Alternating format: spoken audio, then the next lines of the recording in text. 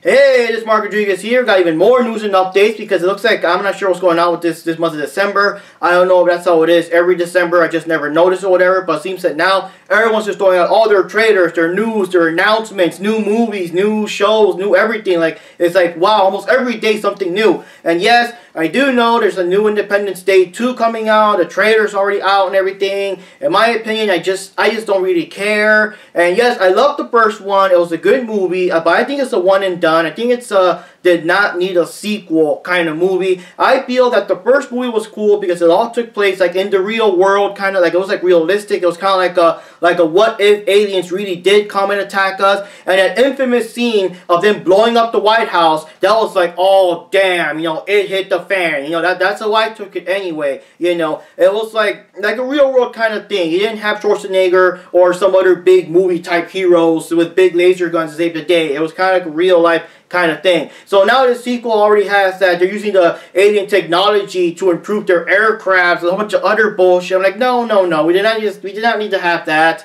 That's already throwing the movie way too much into the territory of sci-fi and everything. That's just, yeah, you lost the realism. You just lost the realism. I know it kind of makes sense, I guess, in the way of a sequel. Like, if this technology exists, like, why don't we use it? But it also falls into the territory, again, of did not need a sequel, did not need to know, did not need to see that. The story could have just ended there. And then, of course, even Will Smith, I think they offered the role, he turned it down or whatever, so it'll kind of lose its magic that he's not in the movie either, because he was a big part of the first one. So I just don't care. It's like, will you watch it? They're asking, if they ask, like, Mark, will you watch it? My answer is, I'll Redbox it. Not really worth my time. So, anyways, the real thing I want to make the video about, the real announcement is back to Five Nights at Freddy's. More updates and more news. They just announced that they're going to make a novel, an actual novel of Five Nights at Freddy's. And yes, if you go to the scottgames.com website right now, it's the pictures there. I guess it's the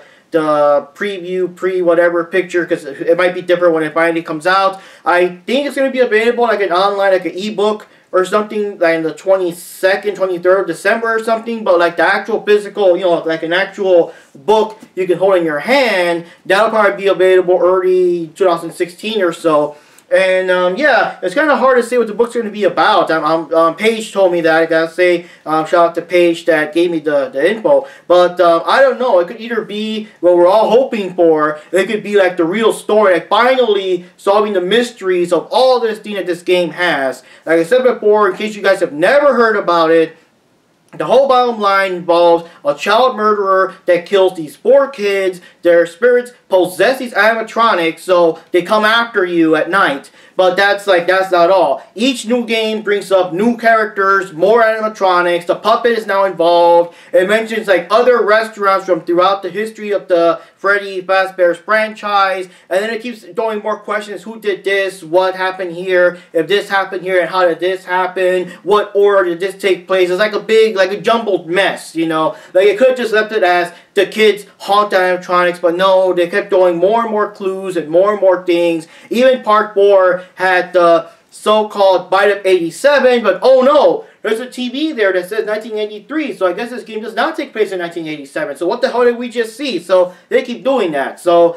maybe this book will finally give us all the answers to the lore that we're gonna, you know, we're actually gonna see. Because in terms of the actual games, Scott has already confirmed that he's not making any more horror games. He's just focusing on this new cutesy-wootsy RPG FNAF world, and who knows, if it makes, you know, enough money, there might be a FNAF World Part 2, who knows. But in terms of the main like horror storyline, that's basically over. So this book might give us finally some answers. But another thing is that let's not get our hopes too high, because this game series has quite a bit of story in itself. So the book might also be, you know, his story, like Scott, how he got inspired, how hard he worked on it, you know, how he was shut down when he first started. He was insulted on his cutesy games, and they called him creepy, which inspired him to make a creepy game on purpose. All these kind of things could also, I mean, the book might even be about both topics, both his personal life and the game, like as a game. and maybe the game's storyline. So we don't know yet until the game's, until the book's finally out. And remember, we still got the movie, and I do gotta say that it is good that they're doing these things, because the games, apparently, they're over for now, but at least we still have FNAF World. We got, like, if you go to Hot Topic, there's all kinds of Five Nights at Freddy's merchandise, and Five Nights at Freddy blind boxes, and things like that. Of course, we got a novel coming out, so hopefully this kind of thing will keep Freddy in the general awareness of the public eye, so when a movie comes out, we still care, because that's the thing, though. It's gotta, I mean, you gotta hit it while it's hot, but I do know that it does take time to make a movie. You can't just rush through it, or it'll look cheesy and crappy. So that's the thing. You gotta hit it while it's still hot. You gotta make a Freddy's movie while Freddy is still becoming like a pop culture icon kind of thing, So that's all I can say. Not much we can really say at this point. We don't know the official title. I do notice that when you check the site, like last night, it was like Five Nights at Freddy's The Untold Story. If we check it today, it says Five Nights at Freddy's The Silver Eyes. I think he's just, he's just screwing with us. I wouldn't be surprised if all you guys make like thousands of videos. The Silver Eyes. What does that mean? Like don't take it too seriously. I'm sure he's just screwing with us, but eventually, I think either the 22nd or so, he'll give us like the official title, and we'll find out what happened. Maybe we'll finally solve the mystery of Five Nights at Freddy's. But also raises another question: will this series still be as interesting if we do actually solve the mystery? Maybe that's another reason why we just can't let go, and why we can't just stop playing and figure it out, because we just don't know everything about it.